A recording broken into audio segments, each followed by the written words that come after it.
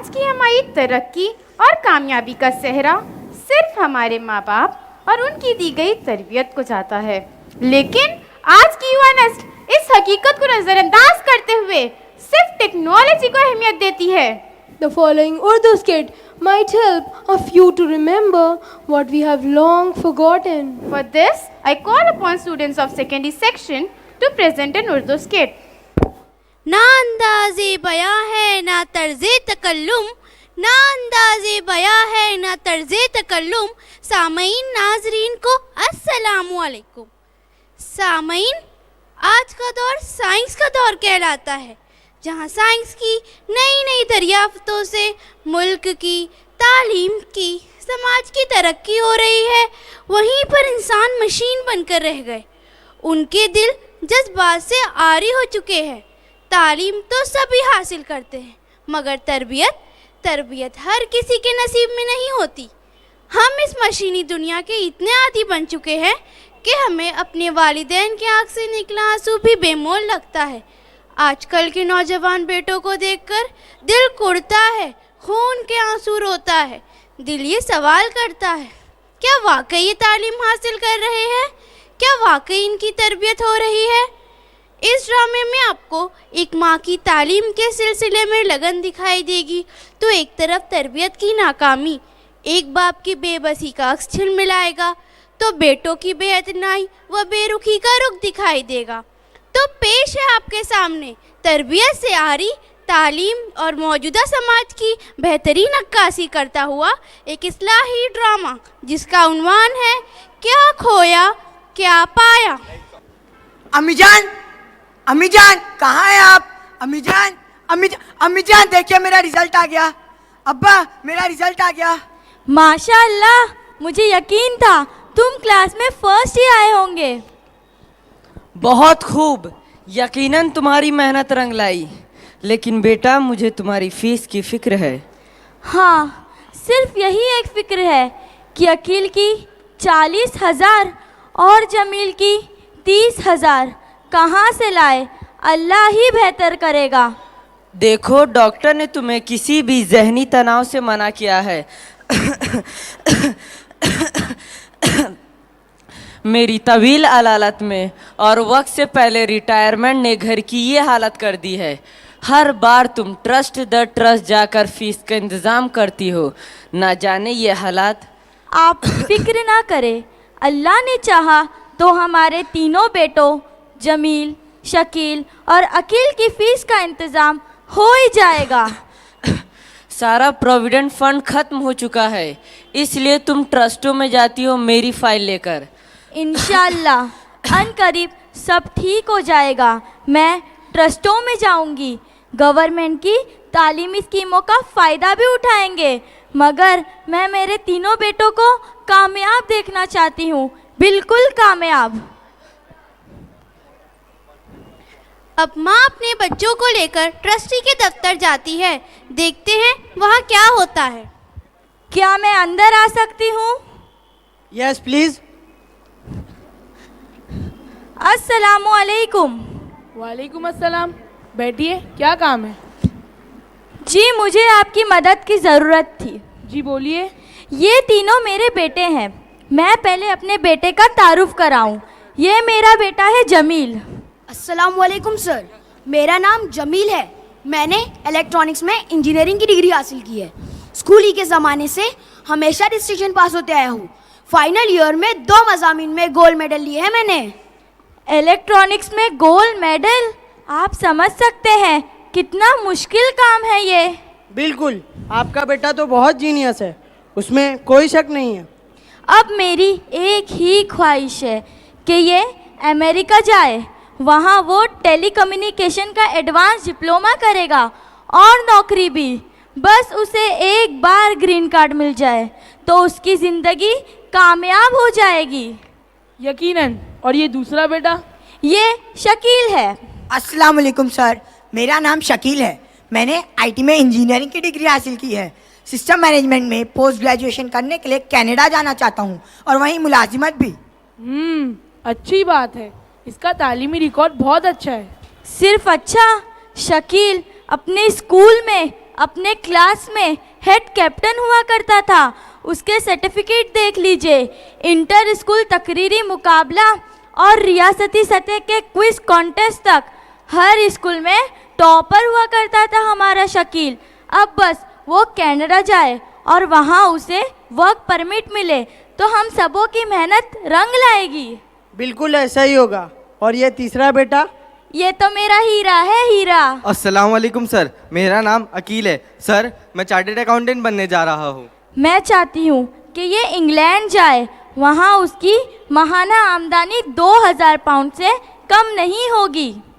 बिल्कुल, लेकिन इन तीनों को बैरूनी ममालिक भेजने के लिए वीज़ा, वर्क परमिट वगैरह के लिए अच्छा खासा खर्च है। कोई बात नहीं, मैं अपना घर गिरवी रखूंगी, बचे कुछ जेवरात भी बेच डालूंगी, गांव का आबाई घर भी बेच दूंगी। मैं हर कुर्बानी देने के लिए तैयार हूँ। दाल रोटी नहीं, सूखी रोटी खाने के लिए तैयार हूँ। 2-3 सालों तक नए कपड़े नहीं सिलाऊंगी। ईद बकरी ईद पर ही गोश्त पकेगा हमारे यहाँ, लेकिन मैं मेरे तीनों बेटों को बैरून मुल्क भिजाऊंगी। मैं उन्हें कामयाब देखना चाहती हूँ, हर कीमत पर कामयाब। तो आप हमसे क्या चाहती हैं? मैंने सुना है कि आपका ट्रस्ट ज़हीन बच्चों को स्कॉलरशिप देता है और उन्हें बैरूनी ममालिक जाने में मदद करता है। बेशक, इनका तालीमी रिकॉर्ड देखने के बाद हम कोशिश ज़रूर करेंगे और गवर्नमेंट की ऐसी बहुत सारी तालीमी स्कीम्स हैं जिसके बारे में हम आपको बता सकते हैं और आप उनकी मदद ले सकते हैं। शुक्रिया। आप बेफिक्र रहिए, हम आपकी मदद ज़रूर करेंगे। जज़ाक अल्लाह। माँ की ख्वाहिश के मुताबिक तीनों बेटों ने बैरून मुल्क में आला तालीम हासिल की। 7 साल गुजर चुके हैं। बेटे अपनी माँ से फ़ोन पर बात कर रहे हैं।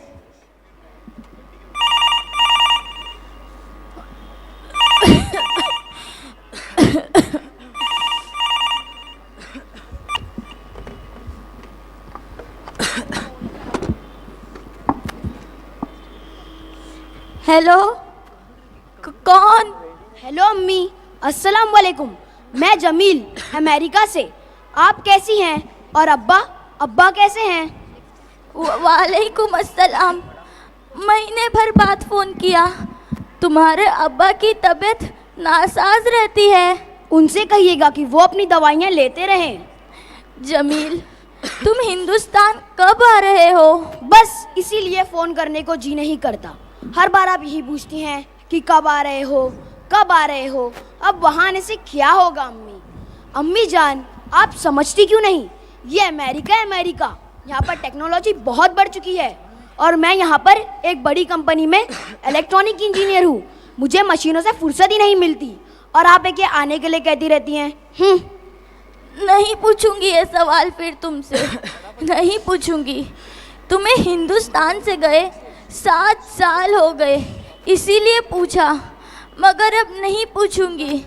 लेकिन तुम फ़ोन करते रहना बेटा। अम्मी जान सुनिए, मुझे कोई और कॉल आ रहा है, मैं आपसे बाद में बात करता हूँ। Hello, hello Jameel, hello.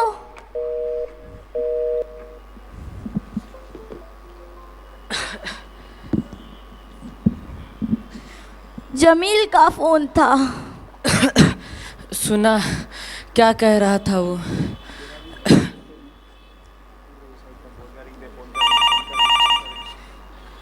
अब किसका फ़ोन आ गया?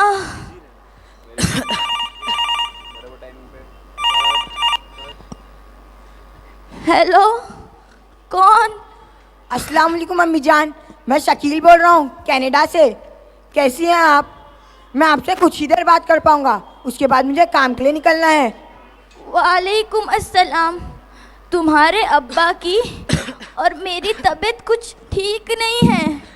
तुम्हारे अब्बा और मैं आज ही मेडिकल चेकअप करवा कर आए हैं। अम्मी, ये बुढ़ापे का मतलब ही बीमारी समझिए। शकील, तुम हिंदुस्तान कब आ रहे हो? 7 साल हो गए तुम्हें यहाँ से गए हुए। तुमने तो शादी भी कर ली। मेरे बड़े अरमान थे बहू के ताल्लुक से, लेकिन तुमने एक कैनेडियन लड़की से शादी कर ली।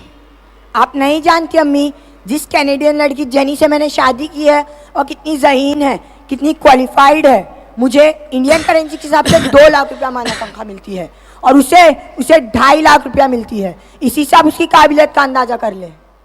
लेकिन शकील, सुनिए अम्मी, मैं खुद चाहता था कि आपको 4 महीनों के लिए कनाडा बुला लूँ, यहाँ हमारे घरेलू कामकाज में भी मदद मिल जाती, लेकिन वहाँ अब्बा को कौन देखेगा, और अब्बा हमेशा बीमार रहते हैं। यहाँ की गवर्नमेंट किसी बीमार इंसान को वीज़ा भी नहीं देती, और मैं ठहरा IT इंजीनियर 24 घंटे अपने काम में बिताता हूँ, तो मैं वहाँ कैसे आ सकता हूँ भला?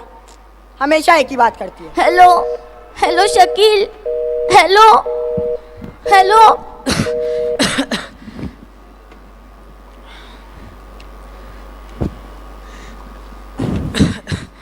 सुना आपने, पहले जमील ने क्या कहा और अब शकील? जी हाँ, मैं सब सुन रहा हूँ। मेरी मुश्किल ये है कि मैं सिर्फ सुन सकता हूँ, देख सकता हूँ, मगर मेरी बीमारी ने मुझे बिल्कुल ही लाचार बना दिया है, इसलिए मैं कुछ नहीं कर सकता। बिल्कुल अपाहिज हो गया हूँ, अपाहिज। जमील और शकील से तो मैं बात कर चुकी, लेकिन अकील का फ़ोन अब तक क्यों नहीं आया? वो तो मेरा कितना समझदार बेटा है। तुम इतनी फिक्र मत करो, उसका भी फ़ोन आ जाएगा, शायद वो किसी काम में मसरूफ़ होगा। नहीं नहीं, मुझे अकील से अभी ही बात करनी है। लेकिन ये तो विलायती कॉल होगा और हमारे पास फ़ोन में इतना पैसा नहीं है कि हम उसका बिल भर सके। जितने भी पैसे लगेंगे, लेकिन मुझे अकील से अभी ही बात करनी है। मैं अभी ही बात करूंगी।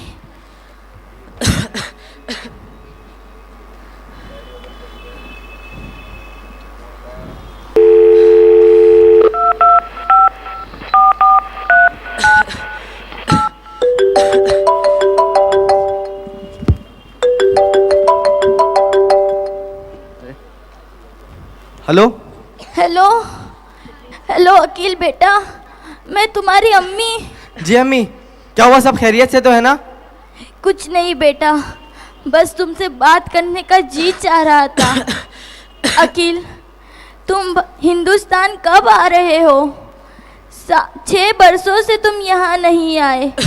तुम्हें देखने के लिए हम दोनों की आंखें तरस गई हैं। अम्मी जान, आप तो शायरी कर रही है। ये आंखें तरसना क्या होता है? जब तुम बाप बन जाओगे तब समझ जाओगे कि माँ बाप का प्यार क्या होता है। ओहो अम्मी, आप तो बुरा मान गई। अच्छा बताइए, जिस लड़की की मैंने तस्वीर भेजी थी वो कैसी लगी? तुमने जो तस्वीर भेजी थी वो तुम्हारी होने वाली बीवी की थी या किसी मॉडल की? इस कदर बेपर्दगी। ओफो अम्मी, फिर से वही पुराने ख्यालात। जानती है वो किसकी बेटी है? इस शहर के साबिक मेयर की। अगली बार मैं आपको उनके बंगले का फोटो भेजूंगा, जिससे आपको अंदाज़ा हो जाएगा कि उन लोगों की लाइफस्टाइल क्या है। बेटा, मैं सिर्फ ये चाह रही थी कि तुम तीनों चंद दिनों के लिए हमारे पास आ जाओ। अब माँ, इंडिया आने से क्या होगा? आप तो जानती है कि आने जाने का खर्च कितना बढ़ गया है, एयरलाइन टिकट कितना महंगा हुआ है, फिर आते वक्त सबके लिए तोहफे लेकर आओ, न जाने कितना खर्च होगा। तुम किसी के लिए कोई तोहफा ना लाओ, तुम तीनों बस यहाँ आ जाओ, यही तोहफा है हमारे लिए। आप समझती क्यों नहीं? हम नहीं आ रहे, पर हर माह आपको रुपए तो भेज रहे हैं ना। आप दोनों की ज़रूरत से 2000 रुपये ज़्यादा, ताकि आप लोग खुश रह सके। और अम्मी, आप तो जानती है ना कि CA का काम कितना बड़ा होता है, सारा हिसाब किताब रखना पड़ता है। थोड़ी भी चूक हुई तो न जाने कितना बड़ा नुकसान होगा। हेलो हेलो अकील बेटा, मुझसे बात करो। अम्मी तुमसे बात करना चाहती है, मुझसे बात करो।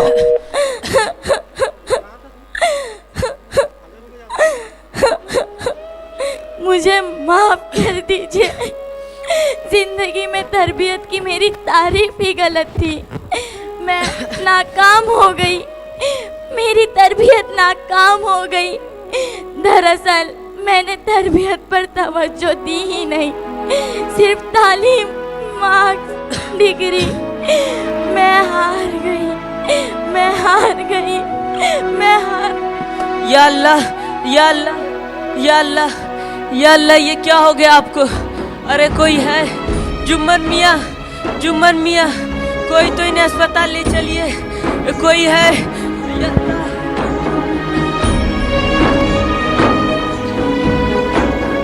बेटों की बेरुखी सहते सहते आखिरकार माँ इस दुनिया से रुखसत हो गई।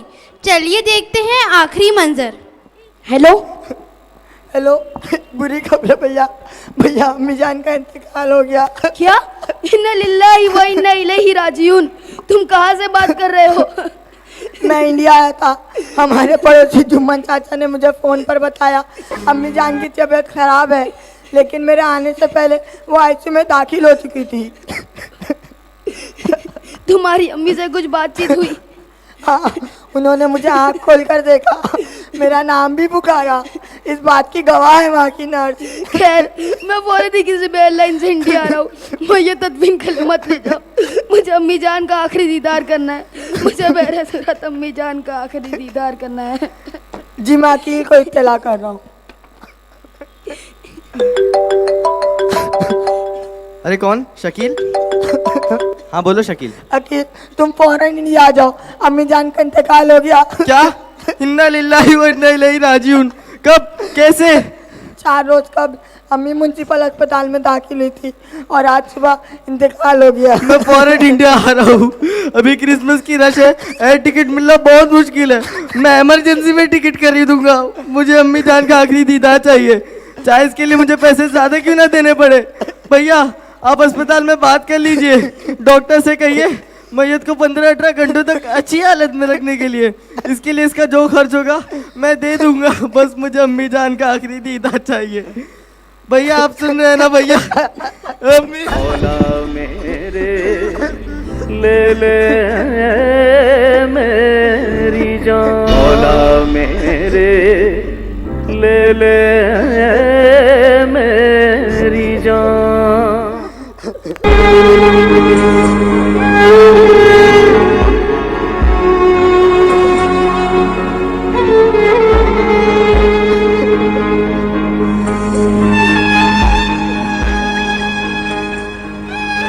मेरी अम्मी को बुला दे कोई, वरना मुझको ही सुला दे कोई, मुझको तो बिस्तर की आदत ही नहीं, अपनी गोदी में झूला दे कोई, शायद कि वो आ जाए रोना सुनकर, मुझे बेवजह ही रुला दे कोई, मैंने कई रोज से नहीं खाया, उसी मोहब्बत से खिला दे कोई, मुझे ख्वाहिश नहीं कि मिले दुनिया, मुझे बस मेरी अम्मी से मिला दे कोई, मुझे बस मेरी अम्मी से मिला दे कोई, मुझे बस मेरी अम्मी से मिला दे कोई।